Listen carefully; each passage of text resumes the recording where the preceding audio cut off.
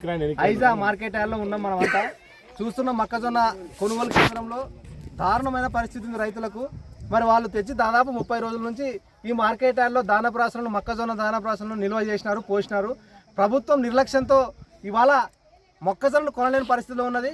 మొక్కజొన్న తూకం వేసి మళ్ళీ వెంటనే మార్కెట్ యార్డ్నే పెట్టింది. వాటిని తక్షణమే గోదాంలోకి తరలించాలా. కానీ ఇవాళ లారీలు లేవని, ఇవాళ అమాలీలు పనిచేస్తలేరని, ఇవాళ ఇట్లా ఈ రకంగా కాలయాపన చేస్తూ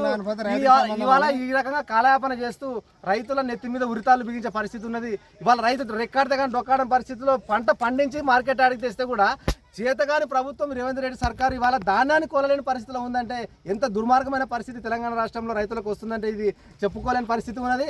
ఇలా రైతు ఏడ్చిన వ్యవసాయం కూడా ఇవాళ చరిత్రలో బాగుపడినట్టు లేదు. మరి రైతులు ఏడిపిస్తే మరి రేవంత్ రెడ్డికి ఏం వస్తుందో అర్థమైతే లేదు. చూస్తున్నాం రాష్ట్రంలో కూడా మొక్కజొన్న రాష్ట్రం మీదనే ఒరిగి చనిపోయిన రైతులను మనం చూస్తూ ఉన్నాము. ఇవాళ ఆత్మహత్యలు చేసుకుంటున్నారు రైతులు. మరి ఇంత దారుణమైన పరిస్థితి ఉన్నది. పడిగాపులు కాస్తున్నారు, రాత్రి పగుళ్ళు వస్తున్నారు, రాత్రి పగుళ్ళు ఇక్కడనే ఉంటారు. ఎండకి ఇక్కడ నీళ్ళు లేవు, తాగానికి సౌకర్యాలు లేవు, ఏమీ లేక రైతులు తెచ్చి అనాథల్లాగా రైతులు మార్కెట్ యార్డ్లో పడిగాపులు కాయడం అంటే ఎంత దౌర్భాగ్యమైన పరిస్థితి ఉన్నదో. ఇవాళ రైతులకు ఇచ్చినటువంటి హామీలను నెరవేర్చని దుర్మార్గమైన ప్రభుత్వం ఇవాళ ఆనాడు రైతులకు అది చేస్తా ఇది చేస్తా అని చెప్పి మరి ఇవాళ ఏది చేస్తలేదు. మొక్కజొన్నలు కొనలేని పరిస్థితిలో దద్దమ్మ ప్రభుత్వం ఉంది. ఇక్కడ వరిని కొనలేదు, ఇవాళ బోనస్ ఇస్తలేదు. నిన్ననే కేటీఆర్ గారు మరి వరంగల్లో కూడా పెద్ద ఎత్తున వరంగల్ డిక్లరేషన్ పేరు మీద రైతులకు ఆ రోజు 2022లో మరి మాట ఇచ్చింది. మేము ధాన్యాన్ని కొంటాము, ప్రతి ధాన్యానికి కూడా గిట్టుబాటు ధర ఇస్తాము, వరికి బోనస్ ఇస్తాము, మొక్కజొన్నలకు బోనస్ ఇస్తాము, పండిన ప్రతి గింజను కూడా కొంటామని ఆ రోజు మరి 32 హామీలు 34 హామీలు రైతులకు ఇచ్చి వరంగల్ రైతు వేదికగా డిక్లరేషన్లు ఇచ్చి ఇవాళ ఒక్క హామీలు కూడా నెరవేరకుంటే నిన్ననే కేటీఆర్ గారు మరి బీఆర్ఎస్ పార్టీ వర్కింగ్ ప్రెసిడెంట్ పెద్ద ఎత్తున కూడా మరి రైతు సంగ్రామ సదస్సు పెట్టి మరి పెద్ద ఎత్తున కూడా ప్రభుత్వానికి మరి పురమాయిస్తే కూడా సిగ్గు లేదు. ఇవాళ రేవంత్ రెడ్డి ప్రభుత్వంలో చలనం లేదు, అధికారులలో చలనం లేదు. ఇవాళ రైతులు చూస్తున్నాం మన జోగులాంబ గద్వాల జిల్లాలో మొక్కజొన్న లేక రైతుల పరిస్థితి చాలా తీవ్రంగా ఉన్నది. మరి ఇవాళ రాత్రి అకాల వర్షాలు స్టార్ట్ అయినాయి.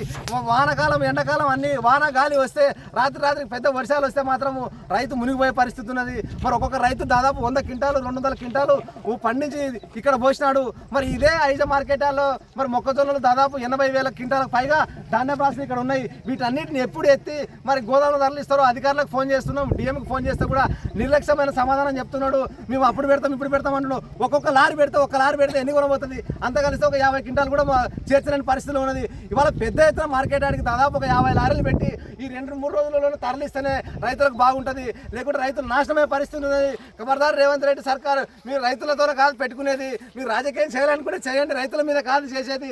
రెక్కాడితే కానీ డొక్కాడని పరిస్థితుల్లో రైతులు పండించిన పంటను కొనలేని దద్దమ్మ ప్రభుత్వం. ఇవాళ మీరు తిరగడానికి అయితే డబ్బులు వస్తున్నాయి, రైతులు నాటుకోవడానికి డబ్బులు వస్తలేవా? ఇవాళ బడా కాంట్రాక్టులకు వేల కోట్లు ఇస్తున్నావు, ఇవాళ రైతులకు ఎందుకు ఇస్తలేవు? రైతులు పండించిన పంటను ఎందుకు కొంటలేవు? ఇవాళ విద్యార్థులకు మోసం చేస్తున్నావు, ఇవాళ ఫీజు రింబర్స్మెంట్ లేదు, ఇవాళ రైతులకు పండించిన పంట కొనడం లేదు. మరి రకరకాలుగా ఇబ్బందులు పెడతా ఉన్నది. కేవలం మీరు కమిషన్ల కోసమే పనిచేస్తున్నారు తప్ప ఈ రాష్ట్రంలో మీరు రైతులను పట్టించుకునే పరిస్థితి లేదు, ప్రజలను పట్టించుకునే పరిస్థితి లేదు. ఇవాళ ఎక్కడితే కానీ డొక్కాడని పరిస్థితిలో ఉంటే కూడా పండించిన పంటను కొనలేని దద్దమ్మ ప్రభుత్వం ఏదైనా ఉందంటే చరిత్రలో ఈ రేవంత్ రెడ్డి సర్కారే. ఇవాళ యూరియా బస్తాలు కూడా సరఫరా చేయలేని పరిస్థితి ఉన్నది.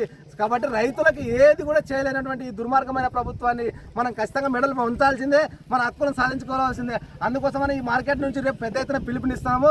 రేపు 8 గంటలకు మీరు అందరు రైతులు స్వచ్ఛందంగా మరి ధర్నా కూర్చున్నాము, అవసరమైతే మీ తరఫున నిరాహార దీక్ష కూర్చుంటాము. ఖచ్చితంగా మా ఎమ్మెల్యే గారు, మా బీఆర్ఎస్ పార్టీ ఎమ్మెల్యే విజయ్ గారు కూడా రేపు ఈ కార్యక్రమానికి వస్తాడు. మీరు స్వచ్ఛందంగా కూడా మీరు ఆ పాత బస్ స్టాండ్ కాడికి వచ్చి రావాలని ఈ సందర్భంగా పిలుపునిస్తూ మరి నాకు ఈ అవకాశం ఇచ్చిన మీకు అందరికి కూడా పేరు నమస్కారం ముగిస్తున్నాను. జై తెలంగాణ.